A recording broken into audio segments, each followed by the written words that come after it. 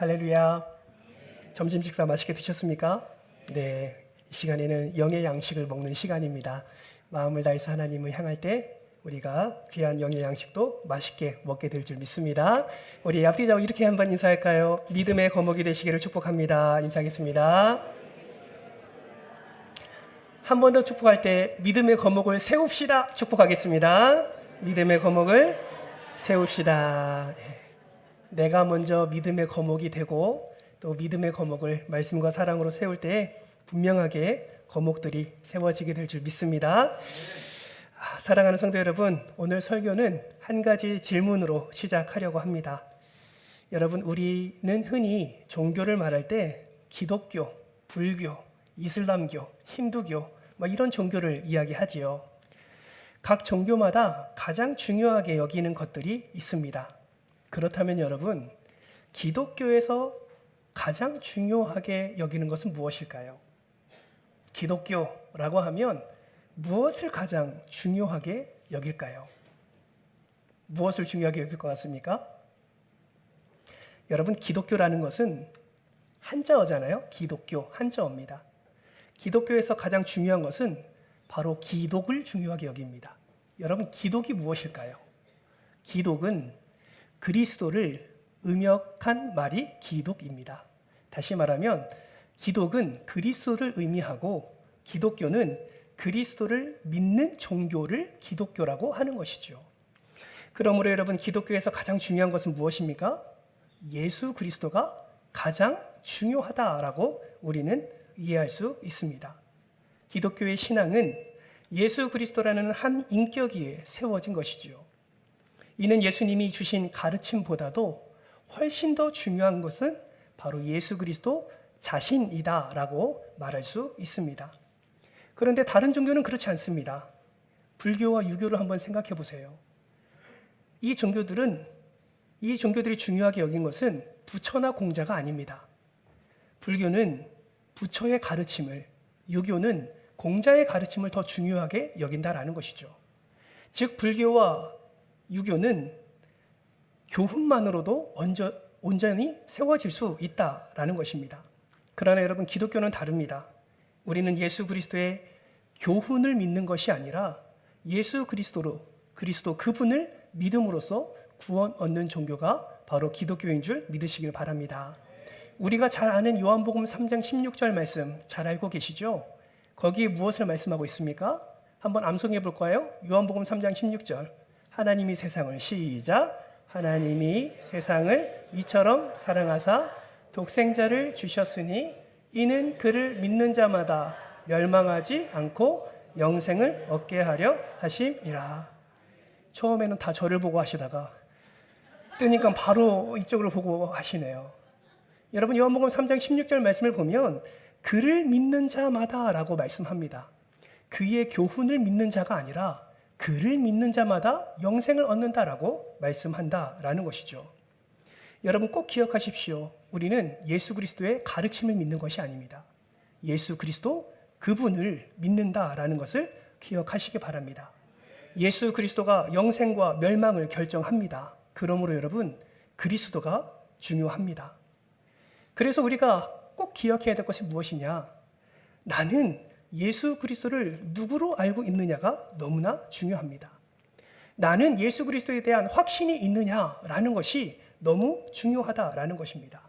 따라서 오늘 본문 말씀에 나오는 예수님이 제자들에게 하시는 이 질문, 너희는 나를 누구라 하느냐라는 이 질문은 그 당시의 제자들에게도 너무나 중요한 질문임과 동시에 이 말씀을 나누는 오늘 우리에게도 너무나 중요한 말씀, 중요한 질문이다라는 사실을 여러분 놓쳐서는 안 됩니다. 그러나 안타까운 것은 교회를 10년, 20년, 30년 이상을 다닌 사람들 가운데도 예수 그리스도에 대한 분명한 신앙 고백이 없는 경우가 많다라는 것입니다. 하나님에 대한 막연한 신앙은 가지고 있지만 예수 그리스도가 누구지? 라는 확신 없는 경우가 허다하다는 것입니다. 여러분, 기억하십시오. 기독교는 곧 예수 그리스도입니다. 기독교의 독특성은 예수 그리스도에 대한 그러한 신앙 고백에 있다라는 사실을 반드시 기억하십시오. 예수 그리스도가 빠진 예배, 예수 그리스도가 빠진 교회, 예수 그리스도가 빠진 신앙 고백은 아무런 의미가 없다라는 사실을 꼭 기억하시기를 바랍니다. 그래서 저는 오늘 본문 말씀을 함께 나누기 전에 여러분의 진정한 신앙에 대해서 한번 질문해 보려고 합니다. 여러분에게 있어서 예수님은 어떤 분이십니까? 누군가가 여러분에게 예수가 누구야? 라고 물어볼 때에 여러분은 그 질문에 어떻게 대답하시겠습니까? 혹시 이러한 질문들에 확실하게 대답할 수 없다면 오늘 말씀을 함께 나누면서 예수가 누구인지, 그리고 나는 그리스도에 대해서 무엇을 말할 수 있는지를 생각하면서 나 자신의 신앙 고백을 한번 점검해 보시는 귀한 시간이 되시기를 주님의 이름으로 축복합니다. 오늘 말씀을 함께 나누면서 예수님을 믿는 나의 신앙 고백이 정확하게 올바르게 세워진다면 그 사람은 일평생 예수님을 다시 만날 그날까지 진정한 복음 증거자로 살게 될 뿐만 아니라 하나님이 예비하시는 놀라운 복과 은혜를 풍성히 누리게 될 줄 믿습니다. 바라고 소망하기는 오늘 이 시간 단 한 분도 예외 없이 하나님이 기뻐하시는 신앙 고백을 통해 이 시간과 삶 속에서 하나님께서 허락해 주시는 풍성한 은혜를 누리시기를 주님의 이름으로 축복합니다. 오늘 본문 말씀을 보시면 예수님이 십자가를 지실 때가 가까이 온다는 사실을 아시고 빌립보 가이사랴라는 지방에서 제자들에게 질문하는 것으로 본문이 시작됩니다. 어쩌면 이 질문은요, 지난 3년간 제자들과 함께 3년을 동거동락하면서 그 함께한 훈련에 대한 테스트라고 할 수 있습니다. 마치 제자 학교의 졸업 시험과 같은 질문이다라는 것이죠. 그렇다면 예수님이 제자들에게 말씀하신 질문은 무엇입니까? 두 가지 질문을 하시지요. 첫 번째 질문은 사람들이 나를 누구라고 하느냐라는 질문입니다. 이 질문에 제자들은 즉각적으로 세 가지를 대답합니다. 첫 번째는 세례 요한이요 라고 대답합니다. 여러분, 왜 사람들은 예수님을 볼 때 세례 요한이라 라고 생각을 했을까요? 여러분, 혹시 기억나십니까? 세례 요한이 예수님보다 먼저 사람들에게 선포할 때에 세례 요한이 입고 있었던 옷, 무엇을 먹었는지 여러분 기억하시나요? 성경을 보면 세례 요한은 낙타털옷을 입었다라고 기록되어 있습니다. 허리에 가죽들을 띄었다라고 이야기하고 있고요. 그리고 석청과 메뚜기를 먹었다라고 이야기하고 있습니다. 많은 사람들은 세례 요한의 금욕적인 삶에 관심을 가졌습니다. 그리고 또 세례 요한은 어디를 가든지 회개하라, 천국에 가까이 왔다라고 선포했고, 특별히 바리새인과 사두개인들에게는 독사의 자식들아 라고 말하면서 책망하기도 했습니다. 그런데 여러분, 가만히 보니까 예수님이 세례 요한처럼 회개를 선포하는 거예요. 자신의 유익과 만족을 위해서 탐욕을 드러내지도 않습니다. 하나님의 말씀대로가 아니라 율법대로, 전통대로 살아가는 바리새인과 사두개인들, 서기관과 대제사장들을 책망합니다. 세례 요한과 너무나 비슷한 모습이 예수 그리스도 안에서 보였다라는 것이죠. 더군다나 여러분, 세례 요한은 분봉왕 헤롯이 동생 빌립의 아내 헤로디아를 아내로 맞았을 때 그 헤롯을 책망하지 않았습니까? 그 책망해서 옥에 갇히게 되고 결국 그 안에서 죽임을 당하게 됩니다. 그때 성경은 헤롯이 이렇게 말했음을 고백합니다. 세례 요한이 죽었는데 예수의 모습을 보고 마치 세례 요한이 살아났다라고 말한 고백이 성경에 기록되고 있습니다. 그 당시 사람들도 그렇게 믿고 있었던 것 같습니다. 그래서 많은 사람들이 예수님을 세례 요한 아닌가라고 이야기를 했다라는 것이죠. 두 번째는 뭐라고 대답했습니까? 엘리야라고 대답을 했습니다. 여러분, 엘리야는 어떤 사람입니까? 엘리야는 구약시대에 하나님의 놀라운 기적을 나타낸 대표적인 선지자 중에 한 사람입니다. 850명의 바알 선지자들과 싸워 이겼고 사르밧 과부의 죽은 아들을 살려내었으며 3년이 넘는 가뭄 속에서도 하늘에서 비를 내리게 한 선지자가 바로 엘리야죠.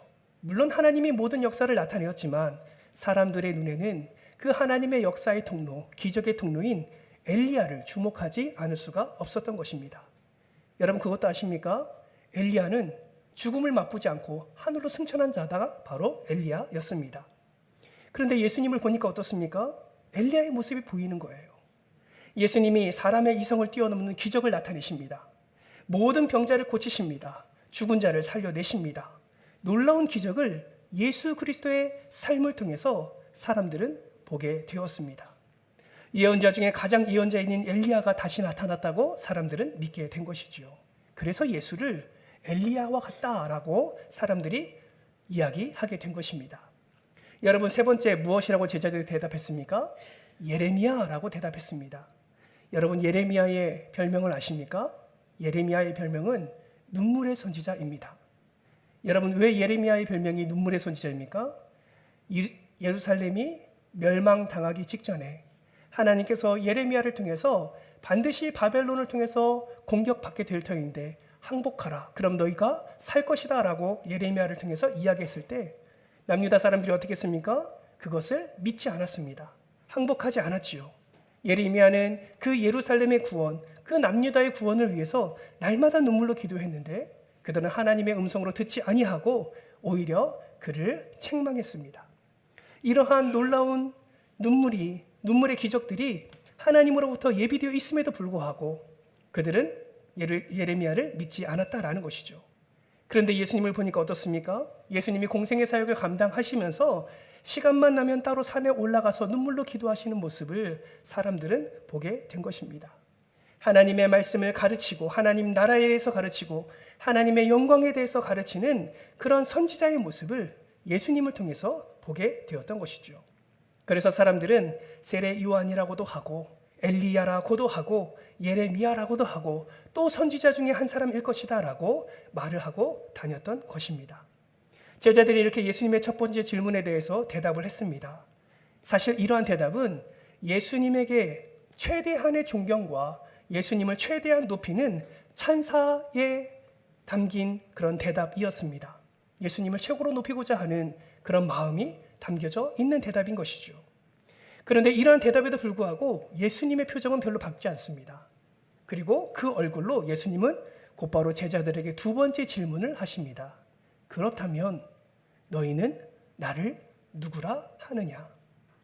이 말씀은 세상 사람들의 생각은 그렇다 치고 그러면 3년 동안 나와 같이 먹고 나와 같이 자고 내가 생명을 걸고 가르친 너희는 나를 누구라 하느냐라고 질문을 하시는 것입니다. 여러분, 예수님이 이 질문을 어디서 하고 계신지 아십니까? 빌립보 가이사랴에서 하고 있습니다. 여러분, 빌립보 가이사랴에서 예수님이 이렇게 질문하신 것은 엄청난 큰 의미를 담고 있습니다. 왜 그럴까요?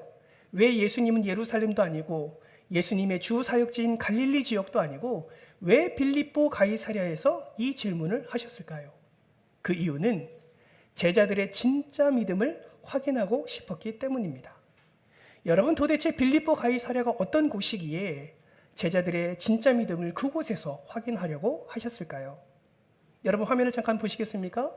지도를 잠깐 보시면 파란색으로 표시된 곳이 그들이 말하는 갈릴리 호숫가, 갈릴리 바다를 표시해 두었습니다.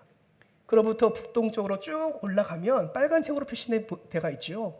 거기가 빌립보 가이사랴 빌립보라고 말하는 곳입니다. 갈릴리 바닷가에서 약 북동쪽으로 40km를 올라가야만 있었던 곳이 바로 빌립보 가이사랴입니다. 여러분, 저 빌립보 가이사랴는 이스라엘 땅이 아닙니다. 먼 이방 땅이에요. 원래 빌립보 가이사랴 이름은 파니아스라는 곳이었습니다. 분봉왕 헤롯이 통치하고 있었습니다. 그런데 그 분봉한 헤롯이 너무나 간사했습니다. 로마 황제 가이사에게 너무나 잘 보이고 싶은 마음이 있는 것입니다. 가이사를 신격하기 위해서 저 파니아스, 즉 빌립보 가이사랴라는 곳에 거대한 흰 대리석 신전들을 만들었습니다. 잘 보이고 싶었기 때문이지요. 그런데 그 이후에 더 간사한 자가 나타나게 됩니다. 바로 헤롯의 아들 빌립입니다. 빌립은 더 간사한 마음이 들어서 가이사의 마음을 사기 위해서 이 신전을 더 아름답고 화려하게 장식을 합니다. 그리고 파니아스라는 이 지명을 황제 칭호인 가이사라는 이름을 따서 가이사랴라고 그 지역에 이름을 붙였습니다. 근데 문제는 다른 곳에 가이사랴가 있었던 것이죠. 그래서 그곳과 구분하기 위해서 자신의 이름을 포함시켜서 빌립보 가이사랴라는 이름으로 그곳을 지칭하게 된 것입니다. 여러분 생각해 보세요. 황제에게 잘 보이기 위해서 수많은 신전들을 거기다 화려하게 세웠습니다. 성전이 아니에요. 이방 우상을 섬기는 신전들이 빼곡히 들어서 있습니다. 그곳은 화려합니다. 그곳은 우상으로 가득 차 있습니다. 그곳은 가이사를 신격화하기 위한 수많은 건물들이 세워져 있는 곳입니다. 그곳에 있기만 해도 로마 황제의 그 권력과 그 막강한 앞에 굴복될 수밖에 없었던 곳이 바로 빌립보 가이사랴라는 곳이죠. 그런데 예수님이 거기서 지금 무엇을 질문하고 계십니까? 그 수많은 우상 신전이 많은 그곳에서 제자들에게 묻는 거예요. 너희는 나를 누구라 하느냐? 여러분, 다른 곳이면 몰라도 빌립보 가이사랴에서 예수님이 하신 이 질문은 제자들에게 충격적인 질문일 수밖에 없습니다. 왜냐하면 많은 사람들이 로마의 황제 가이사를 신격화하고 그가 우리의 왕이라고 이야기하고 있는데, 지금 예수님은 그 세상 사람들이 생각하는 그 생각을 뛰어넘어 나를 누구라 하느냐라는 질문에 대한 대답을 기다리고 있었기 때문입니다. 이 말은 우리의 삶을 규정하는 어떠한 가치와 어떠한 문화와 어떠한 재물과 어떠한 세력 앞에서도 오직 주님만을 참된 구원자로 고백할 수 있느냐라는 질문과 동일하다라고 말할 수 있는 것이죠. 여러분, 이러한 질문에 누가 대답을 합니까? 베드로가 앞장서서 대답을 합니다. 주님 앞으로 나아가서 가장 정확하고 가장 아름다운 신앙 고백을 주님께 드립니다. 그의 신앙 고백이 어떤 고백이었습니까? 화면을 보면서 같이 한번 고백해 볼까요? 시작! 주는 그리스도시요 살아계신 하나님의 아들이시니이다. 아멘. 여러분, 이 말씀을 보시면 베드로가 두 가지를 고백한 것을 볼 수 있어요. 첫 번째는 예수님을 그리스도다라고 표현을 했습니다. 여러분, 그리스도 어떤 의미가 있을까요? 그리스도는 헬라어이거든요. 히브리어로 말하면 메시아입니다. 그리스도와 메시아가 같은 의미예요. 그러면 그리스도는 어떤 의미를 가지고 있을까요? 기억하세요. 기름 부음을 받은 자라는 의미를 가지고 있습니다. 예수 그리스도라고 표현하면 예수는 기름 부음을 받은 자다라고 말하는 것이죠. 여러분, 아무에게나 기름을 붓지 않습니다. 기름 부음을 받을 수 있는 것은 세 부류의 사람입니다. 첫 번째, 왕이 기름 부음을 받을 수 있습니다. 두 번째, 선지자가 기름 부음을 받을 수 있어요. 세 번째, 누가 기름 부음을 받을 수 있습니까? 제사장이 기름 부음을 받을 수 있어요. 그러므로 예수님을 그리스도다라고 고백하는 것은 예수 그리스도는 아무나 받을 수 없는 왕과 선지자와 제사장만 받을 수 있는 그 기름 부음을 받았다라는 것이죠. 이 말은 예수 그리스도는 왕이시고 선지자이시며 제사장이십니다라는 것을 고백하는 것을 우리는 고백한다는 의미가 담겨져 있다는 것을 우리는 기억해야 됩니다. 여러분, 왕은 어떤 자입니까? 다스리는 자지요. 선지자는요, 하나님의 메시지를 전달하는 자입니다. 제사장은요, 백성의 죄 문제를 끌어안고 하나님 앞에 나아가 그 문제를 해결하는 자가 제사장입니다. 베드로가 예수를 그리스도라 고백하는 것은, 주님이 그리스도라고 선포한 것은 예수님은 곧 하나님으로부터 기름 부음 받은 자입니다라는 이 의미의 고백이다라는 것을 우리는 기억해야 됩니다. 더 줄여서 말하면 예수님 당신이 우리의 구원자이십니다라는 고백이 베드로의 입에서 고백되어졌다라는 것이죠. 두 번째, 베드로는 예수님을 하나님의 아들이라고 고백을 했습니다. 이 고백은 단순한 사람이 아니고 인간의 영역을 뛰어넘는 신성을 지닌 분이다라는 것을 의미합니다.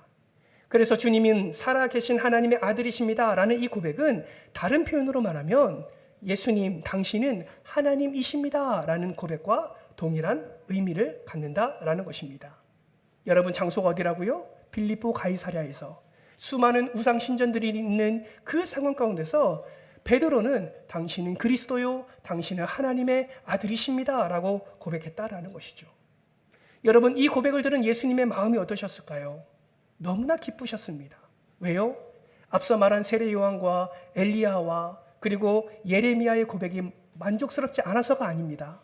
그것도 사람들의 눈에 보기에는 너무나 귀한 고백이지만 예수님이 기다리셨던 대답은 참 하나님이신 예수님, 그리고 참 구원자이신 예수님이라는 이 믿음의 고백을 예수님은 듣기를 원하셨던 것입니다. 그래서 그 기쁜 마음으로 예수님이 베드로에게 어떻게 대답하십니까? 17절 말씀을 보니까 이렇게 말씀합니다. 바요나 시모나 내가 복되도다. 이를 내게 알게 한 이는 혈육이 아니요 하늘에 계신 내 아버지시니라. 사랑하는 성도 여러분, 여러분도 예수님을 그리스도요, 예수님을 하나님의 아들이심을 고백하십니까? 지금도 어떤 상황과 어떤 사건 속에서도 예수 그리스도만이 나의 왕 되시고 예수 그리스도만이 나의 선지자 되시며 예수 그리스도만이 참된 제사장이심을 여러분은 믿음으로 고백하고 계십니까? 그러면 그 고백은 여러분의 지식에서 나온 것이 아니라 하나님께서 여러분에게 알게 하시고 깨닫게 하시고 그래서 입술로 고백하게 하신 하나님의 고백임을 여러분 기억하시기를 바랍니다. 그것을 기억하신다면 여러분의 삶 속에서 날마다 그러한 고백으로 하나님께 영광 올려드리시기를 주님의 이름으로 축복합니다. 하나님이 얼마나 기쁘셨든지 베드로의 이 고백을 그냥 칭찬만 하고 넘어가지 않으셨습니다. 이 고백이 얼마나 귀한 고백인지 예수님은 그 고백을 한 베드로에게 약속과 함께 축복을 허락하십니다. 그리고 베드로가 하나님께 귀하게 쓰임 받기를 그 길을 열어주시는 은혜를 예수님이 허락해 주십니다. 여러분, 베드로가 어떻게 하나님께 귀하게 쓰임 받았습니까? 두 가지 면에서 귀하게 쓰임 받았습니다. 첫째는 교회의 기초로서 귀하게 쓰임 받았습니다. 오늘 본문 18절 말씀 같이 한번 읽어볼까요? 함께 읽겠습니다. 시작. 또 내가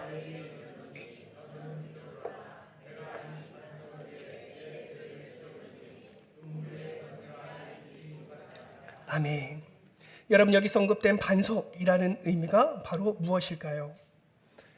신학자들마다 의견이 분분합니다. 가톨릭과 개신교의 견해도 다릅니다. 또 개신교 내에서도 여러 가지 의견이 나누어지게 됩니다.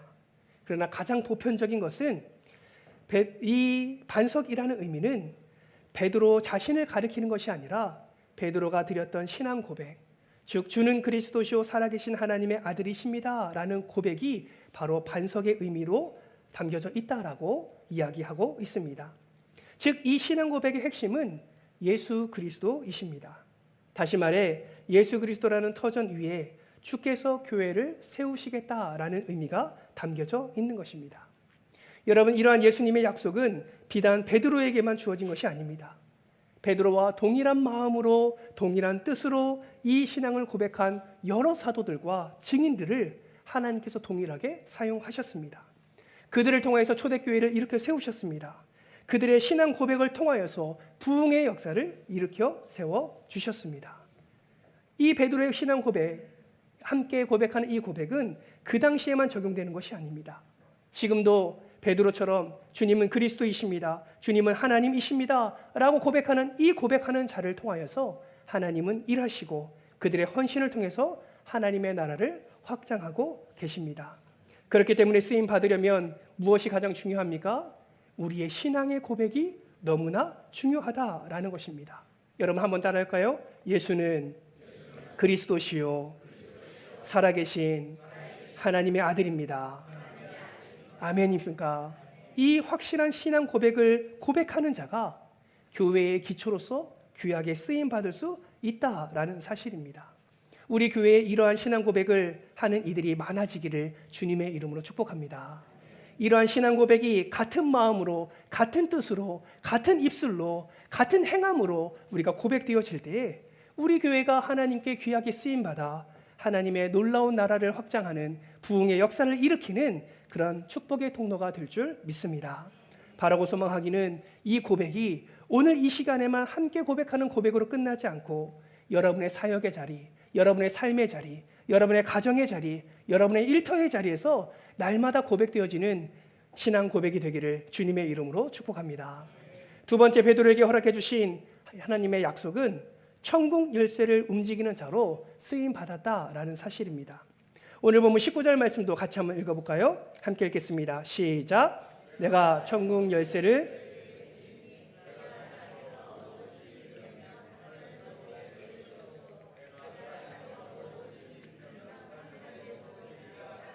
아멘. 이 말씀은 가톨릭에서 베드로를 초대 교황으로 추대하는 근거가 되는 말씀입니다. 가톨릭은 베드로를 초대 교황으로 세워놓습니다. 그리고 교회의 기초를 놓는 일에 베드로를 두고 그 베드로를 거의 신격화하는 그런 어리석음을 범하고 있습니다. 그러나 성경은 그렇게 말하지 않습니다. 교회의 기초를 놓는 일에 베드로가 유일한 인물이 아니다라는 것이죠. 천국 열쇠 역시 이 베드로 한 사람에게만 주어진 것이라고 말씀하지 않습니다. 예수님께서는 시간적으로 본문과 멀지 않는 마태복음 18장 18절 말씀을 통해서 같은 말씀을 되풀이하시는데 이렇게 말씀합니다. 우리 화면을 보면서 18장 18절 말씀을 같이 한번 읽어볼까요? 시작. 진실로 너희에게 이르노니 무엇이든지 너희가 땅에서 매면 하늘에서도 매일 것이요 무엇이든지 땅에서 풀면 하늘에서도 풀리리라. 아멘. 이 말씀을 보시면 너희라는 복수 대명사가 쓰인 것을 볼 수 있습니다. 이것으로 보아 한 사람에게 하신 말씀이 아니다라는 것을 알 수 있지요. 많은 사람들에게 예수님이 19절에서 이렇게 말씀합니다.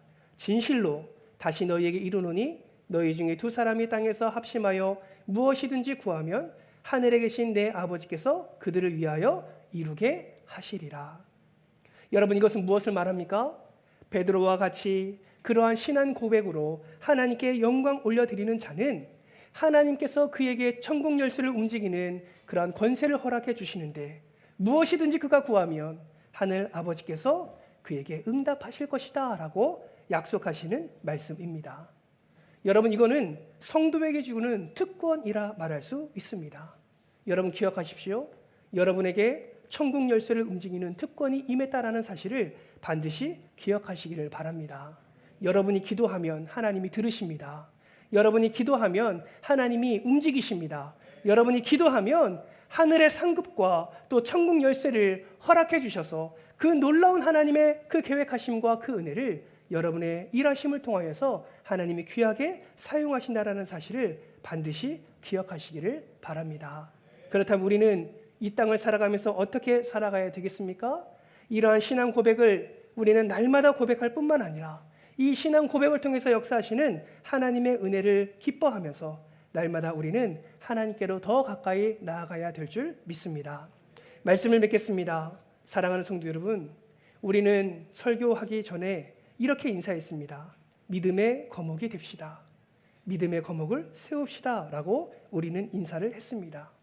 여러분, 어떻게 믿음의 거목이 될 수 있고 어떻게 믿음의 거목을 세울 수 있을까요? 여러 가지 사역도 중요하고 여러 가지 헌신도 중요하지만 가장 중요한 것은 예수 그리스도가 누군지를 바르게 알아야만 믿음의 거목으로 세워지게 된다는 사실을 기억하시길 바랍니다. 그러므로 이 시간 여러분의 신앙 고백을 점검해 보십시오. 꼭 베드로의 신앙 고백처럼 그것을 나의 지식적으로 암기하고 고백하는 신앙 고백이 아니라 정말 나는 예수 그리스도를 어떠한 분이라고 고백하고 있는지 여러분의 신앙 고백을 한번 점검해 보시기 바랍니다. 지금까지 신앙생활하면서 단 한 번도 예수 그리스도가 어떤 분인지 나에게 도대체 그분은 어떠한 분이신지를 전혀 생각해 보지 않았다면 여러분 이 시간을 그냥 지나치지 마시고 여러분에게 있어서 예수님은 어떤 분인지를 다시 한번 정리하는 그리고 삶 속에서 고백하는 여러분의 믿음이 되기를 주님의 이름으로 축복합니다. 여러분 기억하십시오. 예수님은 그리스도이십니다. 그리고 그분은 하나님의 아들이십니다. 이 질문에 이 아멘으로 대답하신다면 이제는 교회에서뿐만 아니라 여러분의 가정에서도 삶의 자리에서도 이러한 주님이 기뻐하시는 신앙 고백을 통하여 하나님께 영광 올려드릴 뿐만 아니라 여러분의 삶 속에 부어주시는 하나님의 놀라운 은혜를 풍성히 누리시기를 부탁드립니다. 지금 살아가고 있는 세상이 빌립보 가이사랴 같지만 그 가운데서도 우리가 바르게 신앙 고백할 때 그 자리가 천국의 은혜를 누릴 자리요 그 자리가 교회의 기초를 세우는 자리가 될 줄을 여러분 기억하시고 이번 한 주간 살아가는 동안에 여러분의 삶 속에서 올바른 신앙 고백을 통해 하나님의 나라를 든든히 세워가는 우리 모두가 되기를 주님의 이름으로 축복합니다.